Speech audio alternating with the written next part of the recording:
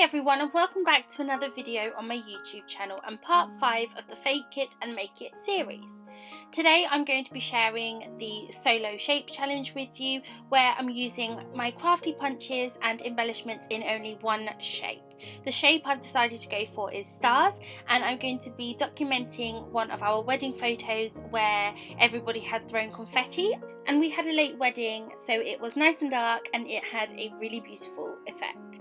Moving on to the layout, I've taken a 12 by 12 white cardstock sheet, and using my metal ruler I've traced lightly 3 lines across it.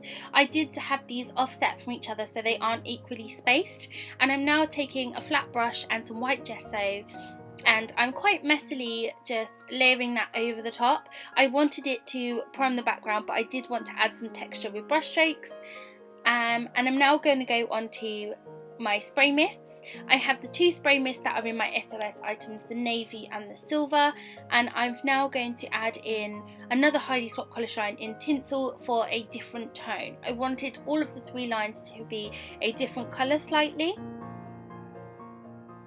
So I'm not using any fancy technique here, I'm just using a plain piece of packaging, spraying the mist into the centre of the packaging, and then using that to apply that on top of where I've put the gesso and crinkling it up a bit to give some texture.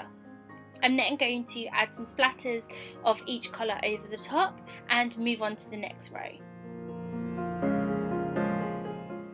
So here I'm going to repeat the process again, taking a plain piece of packaging and this time the silver spray, and I'm going to again do the same thing at the bottom. I'm really loving spray mists at the moment. I've just bought my first dilution spray and I'm really excited to have a play with that one and see what I can create with it. I'm still a little bit afraid at times of getting messy, but I really love mists and all you can do with them, and it's fun to experiment with different colours and finishes and just have fun. So again, I'm repeating the same process of just spraying and crinkling down onto the background. I decided to have this one be a little bit thicker as I had more space at the bottom of the page. So I'm just going to layer that up and then turn the page round and set it, once I've done my splatters, to dry.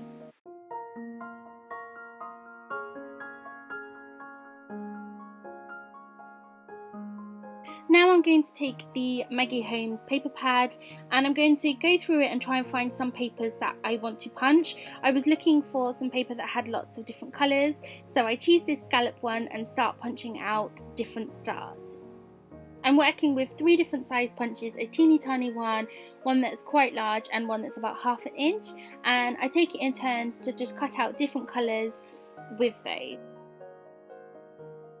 So as you can see, I now have quite a huge pile, and I do begin to start roughly placing them on the paper, but I decide instead to mat my photo, so I will come back to the stars in a little while.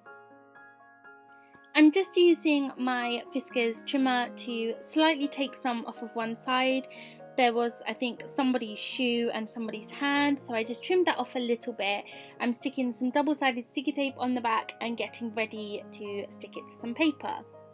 I am going to try and use some scraps, so you can see here I'm just looking through all of the bits of paper if I have anything that fits.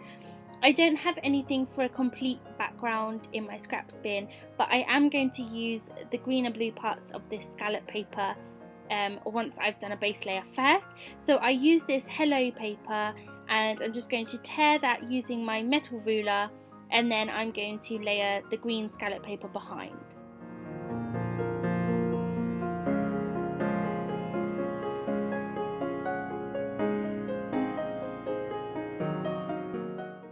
I actually had punched out of that piece of paper using the star punches, so I just trim off that piece and layer 2 behind the photo, and it works really well and it does give a bit of texture, so I don't need to use any foam behind my photo.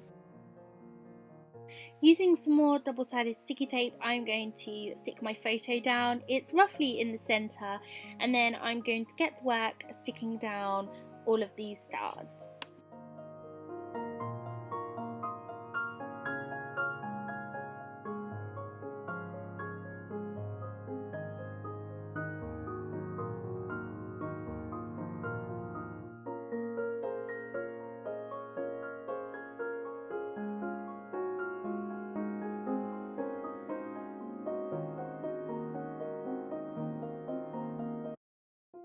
I was trying very hard to channel a little bit of Adele from Inky Quill here, using her stick and plonk technique.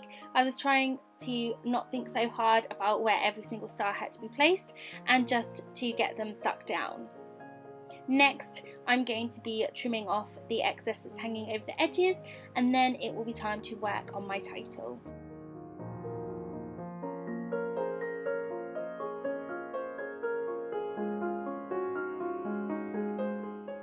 I'm taking the Amy Tan word thickers that are in my SOS items, and I did need to take a minute to try and work out what my title would be, as I've already used quite a few. I thought originally I was also going to use my freckled fawn white alphas that came in my kit, but when I put them next to the word thicker they did look a bit grey, so I'm going to use them temporarily, but they do come up and I swap them out shortly. I decided to go for a fantastic night for my title, and I think it really sums it up quite well. It was a really fun part to just have everybody go outside and throw confetti in the dark, and it was a really fun moment of the evening. So here I go trying to put on night with these freckled fawn alphas, but I think it is pretty quick that I notice I don't like them, and I'm going to actually swap them out for the black alphas that are on the Simple Story sticker sheet. I am going to use my Studio Calico Mini Mist in Poppy, I think it is, and add a little bit of red splatters for some more colour.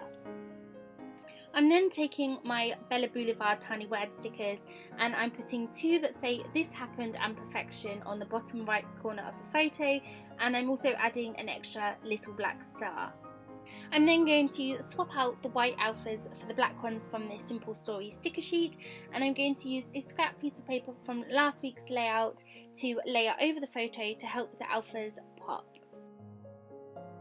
And that will be it for this week's layout. I really hope you've enjoyed these challenges and the series. Please do pop over to Julia's channel and check out the beautiful layouts that she's creating, and please stay tuned for the end for the close-ups and the detail shots. Please do subscribe if you'd like to see more from me, and thank you so much for watching. I'll see you next week with part 6.